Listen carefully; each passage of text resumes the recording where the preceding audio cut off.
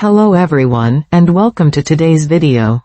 Today I'm going to share methods to solve a problem that affects so many of us, wasting our precious weekends and feeling regretful come Monday morning. Are you struggling with things like this? Maybe you spend Saturday morning sleeping until noon, promising yourself you'll be productive in the afternoon, but end up scrolling through social media until evening. Or perhaps you binge watch an entire series over the weekend, and by Sunday night you can't even remember what you watched or why you spent so much time on it. Maybe you have a long list of weekend plans, visiting that museum, calling an old friend, starting that hobby project, but you never actually do any of them and feel disappointed in yourself every Monday. Or you might experience the Sunday scaries, where your weekend ends with mounting anxiety about the upcoming work week, ruining the last hours of your time off. Many people have the same concerns. In fact, a recent survey found that 74% of younger adults feel this Sunday anxiety at least once a month, and most people report feeling vaguely dissatisfied with how they spent their weekends. The methods I'm sharing today might be helpful in transforming your days off from regrettable time sinks into genuinely fulfilling experiences that leave you energized for the week ahead. So why do weekends slip away so easily? There are actually three main root causes that create this problem. First, after a demanding work week, our brains are craving both rest and stimulation, but we confuse passive activities like scrolling with actual restoration. Research shows that passive screen time doesn't restore our energy the way we think it does. In fact, it often leaves us more depleted because we're not truly resting or truly engaging. It's like our brain is idling in neutral, burning fuel without going anywhere. Second, without the structure of work schedules, we suffer from decision fatigue. During the work week, your schedule is largely decided for you, but on weekends, every moment requires a choice. Should I get up now or sleep more? What should I eat? What should I do next? By the time you've made dozens of micro-decisions, you're mentally exhausted and naturally choose the path of least resistance, which is usually scrolling or passive entertainment. Third, the phenomenon called Sunday scaries creates anticipatory anxiety that ruins the final hours of freedom. As Monday approaches, your brain starts shifting into work mode, releasing stress hormones that make relaxation impossible. This anxiety often starts as early as Sunday afternoon, robbing you of a full quarter of your weekend before it's even over. Now let's dive into the practical methods that will help you master your weekends and feel genuinely satisfied with your time off. The first method is the Friday night planning ritual. This 15-minute practice transforms your entire weekend by front-loading your decision-making when your brain is still in work mode. Here's exactly what to do. Before you decompress on Friday evening, and this timing is crucial, spend 15 minutes categorizing your weekend intentions. Get out a notebook or open your phone's notes app and create two separate lists. The first list is your must-dos, which are the essential tasks that absolutely need to happen, like buying groceries, doing laundry, or paying bills. Keep this list to 3 items maximum. Any more than that and you'll feel overwhelmed. The second list is your want-tos, which are activities that genuinely excite you or bring you joy.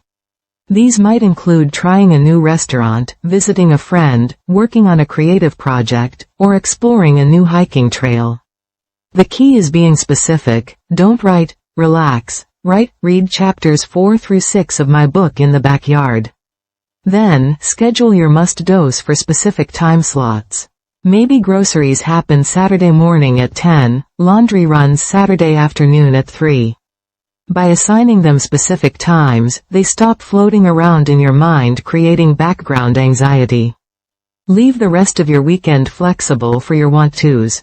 This ritual takes just 15 minutes but saves you hours of mental energy and indecision throughout the weekend.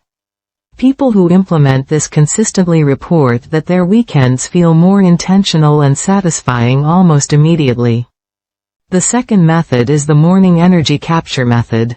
The first few hours of weekend mornings hold incredible potential that most people waste in bed or scrolling. Here's the key insight. Those early hours are when your willpower and energy are highest, even on weekends. To capture this energy, wake up within 1 hour of your weekday wake time. I know, you want to sleep in. But research on sleep rhythms shows that drastically different weekend wake times disrupt your circadian rhythm and actually make you more tired overall. If you normally wake at 7 on weekdays, aim for 8 at the latest on weekends. Then, and this is crucial, complete one meaningful activity before checking your phone. This could be exercise. Even just a 20-minute walk makes a huge difference. It could be reading a chapter of a book, working on a hobby project, or doing some journaling. The activity itself matters less than the sequence. Wake up, do something meaningful, then allow yourself phone time. Finally, eat a proper breakfast while you plan your day's anchor activity, the one main thing you want to accomplish. This morning routine typically takes just 30 minutes but sets a completely different tone for your entire day. One person who adopted this method reported that their weekends suddenly felt twice as long because they were actually present and engaged rather than letting time slip by in a fog. The third method is the time blocking balance system. Visual schedules aren't just for work, they're incredibly powerful for weekends too. Here's how to implement this. Using either a digital calendar or paper planner, divide your weekend into 3-hour blocks. Saturday might look like this: 9 to noon, noon to 3, 3 to 6, 6 to 9. Sunday follows the same pattern. Now assign each block a category. Rest blocks are for passive activities. Yes, you can watch TV or scroll social media, but it's contained and intentional. Recharge blocks are for active rejuvenation like exercise, hobbies, creative projects, or learning something new. Relationship blocks are for quality time with others, whether that's family, friends, or your partner. The goal isn't perfection but balance. If your entire weekend is rest blocks, you'll feel lethargic and unfulfilled. If it's all recharge and relationship blocks, you'll feel exhausted rather than restored. Aim for a mix across all three categories. Set phone alarms for block transitions because time has a sneaky way of expanding when we're passive and contracting when we're engaged. This simple structure prevents entire days from disappearing into the void while still maintaining flexibility within each block. You don't need to plan every minute, just ensure you're balancing the types of activities across your weekend. The fourth method is the screen time boundaries strategy. Our phones are designed to capture and hold our attention, and weekends are particularly vulnerable times. Start by checking your current weekend screen time average in your phone settings. You might be shocked. The average person spends over 7 hours daily on their phone during weekends. Now, don't try to eliminate screen time completely. That's unrealistic and will fail. Instead, set app limits for social media and streaming services to 50% of your current usage. If you're currently spending 4 hours on social media over the weekend, set a 2-hour limit. Your phone will warn you when you're approaching that limit. Next, create a physical phone parking spot in your home. This might be a basket by the door, a charging station in the kitchen, or a drawer in your living room. During designated offline hours, maybe Saturday morning until lunch, or Sunday evening during your reset routine, your phone lives in that spot. This creates just enough friction to break the automatic reaching for phone habit. The key is replacing the scrolling habit with specific alternatives. Keep a book on your coffee table, a puzzle on your dining table, or hobby supplies easily accessible.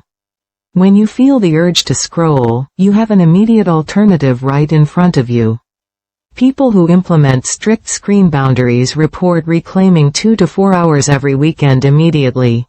That's essentially gaining an extra half day of life every week. The fifth method is the Sunday reset routine, which directly combats the Sunday scaries while setting you up for Monday success.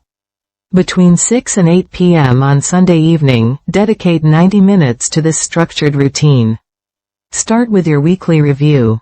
Reflect on your weekend. What were the highlights? What would you do differently next time? Write these insights down because they'll inform your next Friday planning ritual. Then, prepare thoroughly for Monday. Choose your clothes and lay them out. Pack your lunch or plan what you'll grab.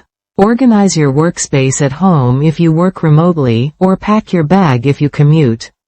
Clear your email inbox so you're not facing hundreds of messages first thing Monday. This preparation eliminates decision fatigue Monday morning and creates a sense of control.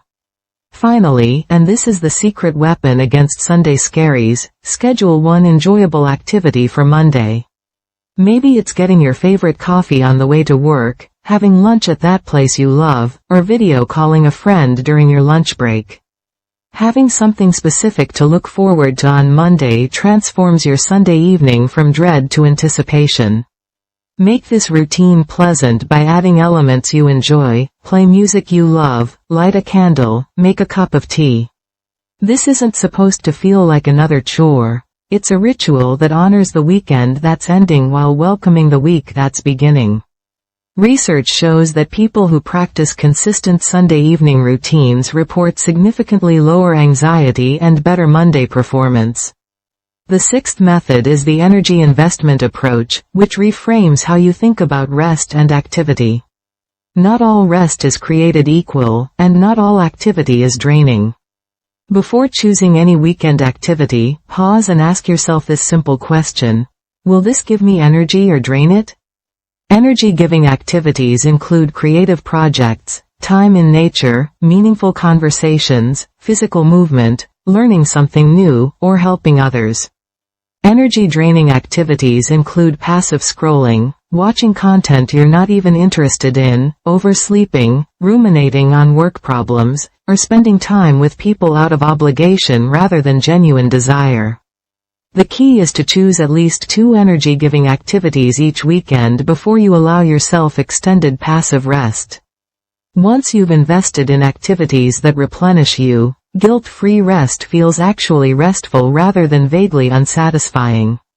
Keep a running list on your phone of activities that historically made you feel good.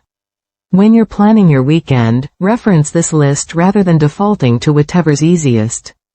Over time, you'll notice patterns. Maybe Saturday morning hikes always boost your mood, or Sunday afternoon phone calls with certain friends leave you energized, or working on your photography project for even 30 minutes makes you feel accomplished and creative.